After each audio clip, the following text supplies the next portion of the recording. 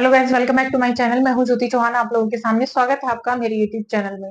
तो देखिएगा, आज मैं बात करने वाली हूं क्योंकि आप ही लोगों की डिमांड से मैं ये वीडियो ला रही हूं। काफी ज्यादा डिमांड इस वीडियो का था। जैसे कि एलटी के बारे में आप जानते हैं, एलटी का सिलेबस मैं पहले ही प्रोवाइड करा चुकी हूँ, लेकिन क्योंकि यहाँ पर डिमांड थी कि डिटेल से एलटी का सिलेबस समझाया जाए, तो डिटेल से मैं एलटी का सिलेबस समझाने वाली हूँ। ज्यादातर आपने देखा 2 आर्ट्स उसमें दे रखी है, यानी उसमें इंडियन आर्ट है, वेस्टर्न आर्ट है, एस्थेटिक्स है आप लोगों का। तो बच्चों का प्रश्न है कि मैम कहाँ से कितना आएगा और कितना पढ़ना है, क्योंकि देखिएगा किसी भी एग्जाम को क्लियर करने के लिए मेन होता है सिलेबस। सिलेबस कहीं से कहीं तक मत छोड़िएगा, सिलेक्शन आपको मिल जाएगा। यानी यदि आपने सिलेबस बहुत अच्छे से स्टडी किया है तो क्वेश्चंस भी उसी से आते हैं। ठीक है, तो आज मैं सिलेबस के बारे में आप लोगों को बताने जा रही हूँ, लेकिन उससे पहले मैं बता देती हूँ कि अभी जो ऑफर मेरे बैच पर चल रहा था वो अभी भी चल रहा है, और 1-2 दिन में वो ये ऑफर जो है खत्म हो जाएगा। तो जो भी स्टूडेंट्स यहाँ पर एलटी का बैच ज्वाइन करना चाहते हैं वो जल्दी से ज्वाइन कर सकते हैं। तो देखिएगा, इसमें है यानी सफलता का जो रास्ता है वो सिलेबस से होकर जाता है। मैंने यहाँ पर नोट भी किया है, तो चलिए आप देखिएगा, एक बार मैं इसमें समझा देती हूँ आप। तो देखिएगा, ये सिलेबस है आप लोगों का, और इस सिलेबस में आपको कौन कौन सी चीजें पढ़नी है, कौन सी छोड़नी है, वो सारी चीजें मैं आज आपको यहाँ पर गाइड करने वाली हूँ। यहाँ पर एक एक पॉइंट को मैं बताऊंगी। आपको कुछ नहीं क्लियर हो रहा है तो प्लीज कमेंट कर दीजिएगा, जहां पर भी आपको जो भी पॉइंट लग रहा है। ठीक है, तो यहाँ पर आप देख सकते हैं, मैं इसको थोड़ा सा और जूम कर देती हूँ। ये दिया हुआ है कला का आपका सिलेबस, और इसमें पहला ही दिया हुआ है जैसे कि चित्रकला के तत्व। ठीक है, तो चित्रकला के तत्व कौन कौन से हो गए आपके? रंग, रूप, रेखा, तान, पोत, अंतराल। ठीक, ये सारे तत्व हो गए।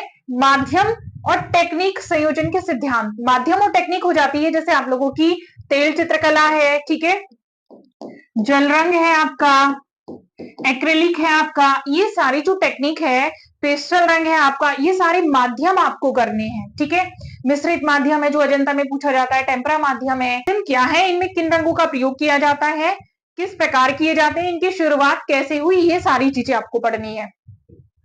टेक्निक आपको पढ़नी है, क्या क्या टेक्निक्स है। संयोजन के सिद्धांत आपको पढ़ने हैं, जैसे संयोजन के सिद्धांत आपके आ जाते हैं, लय है, प्रवाह है। ठीक है, ये सारे संयोजन के सिद्धांत आपको करने हैं। अब आता है चित्रकला के प्राचीन, पारंपरिक और आधुनिक माध्यम और विधियां क्या है। जैसे मैंने ऊपर आप लोगों को बता रखा है, माध्यम, तकनीक और संयोजन है। ठीक है, तो ये सारी चीजें बिल्कुल एग्जैक्ट यहाँ पर भी है, लेकिन यहाँ पर क्या है, चित्रकला के प्राचीन। तो जैसे आप देखते हैं कि जब आपका प्रागैतिहासिक काल आप पढ़ेंगे तो प्रागैतिहासिक काल में आप ये भी पढ़ेंगे कि वहां के मनुष्य ने किस प्रकार से अपने चित्रों की रचना की थी, किस चीज से की थी, उनका धरातल क्या था, उन्होंने सबसे पहले रेखाएं किस प्रकार की बनाई, और उनके विषय क्या थे, रेखाएं कौन कौन सी उन्होंने इस्तेमाल की है, उनके चित्रों में गति है या लय है या नहीं है तो किस प्रकार से है, ये सारी चीजें। रंग जो इस्तेमाल किए थे वो कौन से थे और कौन कौन से रंगों को इस्तेमाल उन्होंने किया, कैसे उन्होंने रंग बनाए, ये सारी चीजें आपको यहां से करनी। एक चीज यहां पर दी है, पारंपरिक और आधुनिक। आपने देखा होगा जब भी मैं सुबह में आप लोगों को लाइव क्लास पढ़ाती हूँ तो मैंने आपको हमेशा ही ये टेक्निक के बारे में जिक्र किया है, क्योंकि ये टेक्निक मैं पहले भी पढ़ा चुकी हूँ। हरियाणा में बेसिकली आती है, दिल्ली में भी आती है। तो ये वाली जो विधियां हैं आप लोगों की, पारंपरिक और आधुनिक। जैसे कि बात कर लें टेम्परा, टेम्परा प्राचीन समय में किस तरह से इस्तेमाल होता था, अंडे की जर्दी के साथ इस्तेमाल किया जाता था। ठीक है, बट आधुनिक टाइम में अगर हम बात करें तो आप अंडे का इस्तेमाल नहीं करेंगे, पायस के रूप में किसका इस्तेमाल करेंगे, गोंद का इस्तेमाल करेंगे।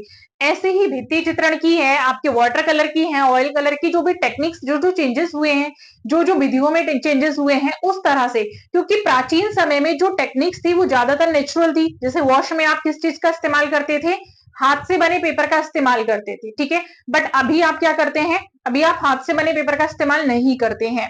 तो ये सारी जो विधियां हैं आपको करनी है, और ये सारी विधियां कौन कौन सी है, सबसे बड़ा प्रश्न ये आता है। तो ये विधियां मैं आपको बता देती हूँ। जैसे आप प्रागैतिहासिक काल पढ़ेंगे तो जितना इंडियन आर्ट पढ़ रहे हैं उन सबका है। ठीक है, इवन वेस्टर्न में भी बात करूं तो, क्योंकि यहां पर मेंशन नहीं कर रखा है, मेंशन नहीं किया, तो आपको इंडियन और वेस्टर्न दोनों के पढ़ने हैं। जो भी आप पढ़ने हैं सिलेबस में उसकी टेक्निक के साथ ही पढ़िएगा, माध्यम के साथ ही पढ़िएगा। अगर आप कोई एक आर्टिस्ट पढ़ रहे हैं बंगाल शैली का, तो उसको भी ऐसे ही पढ़िएगा। भारतीय और पाश्चात्य, क्योंकि देखिएगा वो शैली में भी आपका क्या है, 2 प्रकार की टेक्निक हो जाती है। यानी जो बंगाल शैली में रहकर काम किया गया, ये मैं सुबह में कई बार छोटी छोटी चीजें आप लोगों को बताती रहती हूँ, तो ध्यान से वहां पर भी सुना कीजिएगा, याद रखा करिएगा। जो मैं सुबह में भी आप लोगों को सिलेबस से ऐसी-ऐसी चीजें बता देती हूँ, क्योंकि ऑलमोस्ट इंडिया में जितना भी आप देख रहे हैं कि ज्यादातर सिलेबस को मैंने पढ़ाया हुआ है, तो वहां से क्या-क्या चीजें अब चेंजेस हुई है वो मैं आपको कई बार क्वेश्चंस के साथ-साथ ही बता देती हूँ। ठीक है, यहाँ से आप देखेंगे खंड 2 में यानी यूनिट 2 में दिया हुआ है भारतीय और पाश्चात्य सौंदर्य शास्त्रीय दृष्टिकोण, यानी भारत का और पाश्चात्य का दोनों का ही सौंदर्य शास्त्र का क्या दृष्टिकोण है। ठीक है, इसकी परिभाषा आप लिखेंगे, यानी सबसे पहले बताएंगे सौंदर्य की शुरुआत कहां से हुई, क्या बहस हुई भारतीयों की और पाश्चात्य की, उसका दृष्टिकोण क्या है, उसकी परिभाषाएं जो अलग अलग भारतीय और पाश्चात्य सौंदर्य शास्त्रियों ने दी हैं वो परिभाषाएं आपको करनी है। विचारक, चिंतक, कला के तत्व इसके अंतर्गत भी, और कलाओं के अंतर संबंध। अगर इस वाले खंड में कोई डाउट लगता है तो वो आप पूछ सकते हैं, इसमें कुछ भी नहीं आए तो अलग से मैं उस पर भी आप लोगों का एक वीडियो प्रोवाइड करा दूंगी। दूसरा आता है भारतीय चित्र षडांग, खंड 3 है भारत की प्रागैतिहासिक प्राचीन शास्त्रीय मध्यकालीन कला। खंड 3 में यानी षडांग आपको पढ़ना है। ठीक है, मतलब इसी के अंतर्गत है। 2 में 3 में क्या है, भारत की प्रागैतिहासिक कला आपको पढ़ना है। प्रागैतिहासिक कला के बाद जैसे कि सिंधु सभ्यता आ जाता है, आपकी गुफाएं आ जाती हैं। ठीक है, जैसे जोगी मारा है, अजंता गुफाएं हैं, ये सारी गुफाएं आपको करनी है। मध्यकालीन कला में आपका आ जाता है जैसे कि लघु चित्रकला की शुरुआत हो जाती है। ठीक है, उसका विकास क्रम और शैली, और इसके आगे की शैली आपकी राजस्थानी शैली हो जाती है। लघु चित्रण शैली में आपकी मुगल शैली हो जाती है, आपकी जो तंजौर, उड़ीसा, कालीघाट, ये जितनी जैसे कि आपकी दक्षिणी शैली है, पहाड़ी शैली, ये सब शैली आपको करनी है जो आप यूपी टीजीटी में भी करते हैं। ठीक है, नेक्स्ट आपका आता है खंड 4 है भारतीय आधुनिक और समकालीन कला। कौन सी करनी है, विकास है, क्रम है, महत्वपूर्ण कला संगठन है, चित्रकार है, छापाकार है।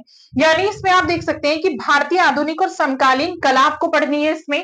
ठीक है, ये तो आप जानते हैं। विकास इसका कैसे हुआ भारत में, क्योंकि भारत का पूछा गया है तो विकास किस प्रकार से हुआ, उनका क्रम क्या। जब आप विकास पढ़ेंगे तो क्रम से पढ़ेंगे, ऑब्वियसली ये अपने आप आ जाएगा।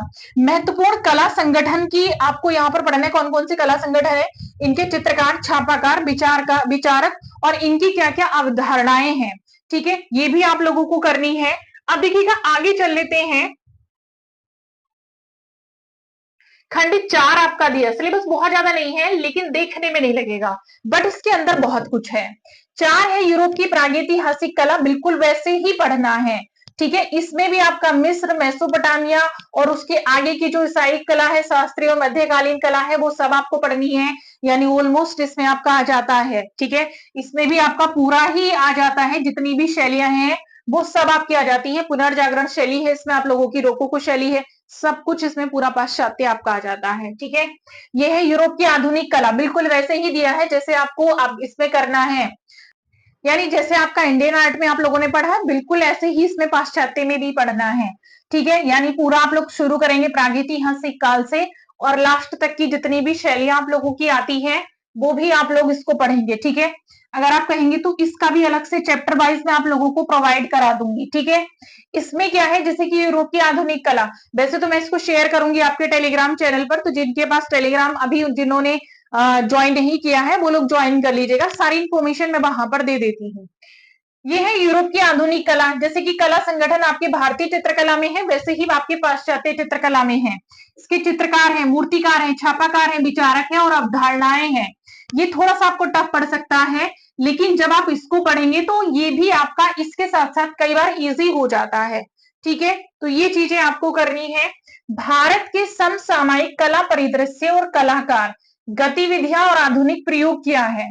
जैसे समसामयिक कला क्या है भारत की। ठीक है, तो समसामयिक कला का एक एग्जांपल मैं आपको दे, जैसे कि आप देखते हैं कि प्रदर्शनी स्थान बीच बीच में आपकी लग जाती है, यानी लगती रहती है, तो किस प्रकार से कला को प्रदर्शित किया गया है, कलाकारों ने अपनी संस्कृति के माध्यम से प्रदर्शित किया है, आधुनिक विचारों के माध्यम से प्रस्तुत किया है।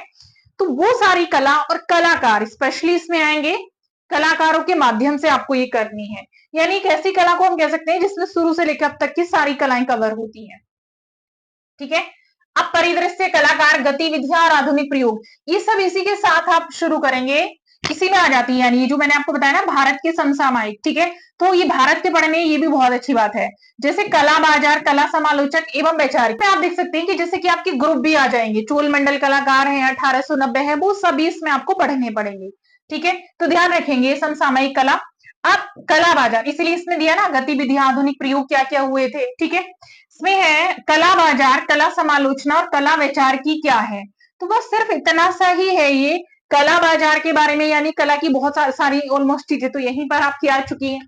ठीक है, कला समालोचना और कला विचार की तो ये थोड़े से कुछ टॉपिक हैं। इन टॉपिक पर मैं एक दो आप लोगों का वीडियो जरूर बनाऊंगी, क्योंकि मुझे पता है इसको समझना थोड़ा सा टफ हो सकता है आप लोगों का। बट एक ओरली मैं आपको समझा देती हूँ, उसमें आपको पढ़ना क्या है। इंडियन पूरा पढ़ना है, वेस्टर्न पूरा पढ़ना है, उसके कलाकार पढ़ने हैं आप लोगों को, और ज्यादातर जो चीजें यहाँ पर आपको और पढ़नी है एक्स्ट्रा